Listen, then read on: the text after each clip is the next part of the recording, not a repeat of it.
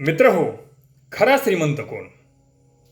लक्षात ठेवा आणि लक्ष देऊन ऐका. तुमची मिळकत जर तुमच्या कुटुंबाच्या गरजा भागवण्या इतपत असेल तर स्वतःला श्रीमंत समजा. कारण श्रीमंतीची व्याख्या आजपर्यंत कोणालाच करता आलेली नाही. जेवढ्या संपत्तीचा आपण उपभोग घेऊ शकतो तेवढीच संपत्ती आपली असते. बाकीची संपत्ती म्हणजे गाढवाच्या पाठीवरील सोन्याच्या गाठोड्याच्या ओझ्यासारखी असते. ओझ सांभाळण्यापलीकडे गाढवाला त्याचा काहीच उपयोग नसतो. आपली ही बरीच कमाई याचप्रमाणे निव्वळ ओझ असते, त्याचा आपल्याला काहीच उपयोग नसतो. पण आपण आयुष्य हे जगायचं सोडून आयुष्यभर मर मर मर मर कमवत असतो.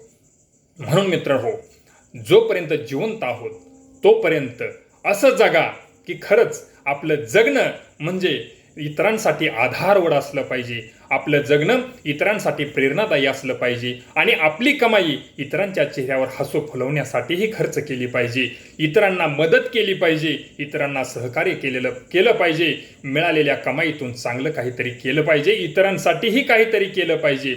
नाहीतर जगलो काय आणि मेलो काय, काहीही अर्थ नाही. असं व्हायला नको. आपलं जगणं हे खऱ्या अर्थानं मरावे परी कीर्तिरूपी उरावे असं झालं पाहिजे.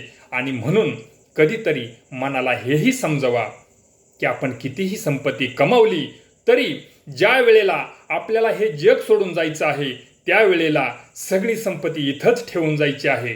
कारण या सृष्टीचा नियम आहे, तुम्ही आयुष्यात कितीही संपत्ती कमवा, कमावलेली संपत्ती एकतर तुम्हाला ठेवून तर जावी लागेल, नाहीतर ती कोणाला तरी देऊन तरी जावी लागेल. आपण कमवलेली संपत्ती घेऊन जाण्याची वाटच अस्तित्वात नाही. म्हणून जोपर्यंत जिवंत आहोत तोपर्यंत या पैशातून, या संपत्तीतून चांगलं काम करूया, इतरांना मदत करूया, रंजल्या गांजल्यांची सेवा करूया, निराधाराला आधार देऊया आणि आपलं जगणं हे खऱ्या अर्थानं संपन्न करूया. आणि आयुष्यात कमवायचं काय तर पुण्याई कमवूया. जी पुण्याई आपण गेल्यानंतरही आपल्यासोबत येईल. ही पुण्याई आणि ही संपत्ती, ही दौलत, पुण्याईची दौलत आपण नक्की कमवूया. धन्यवाद.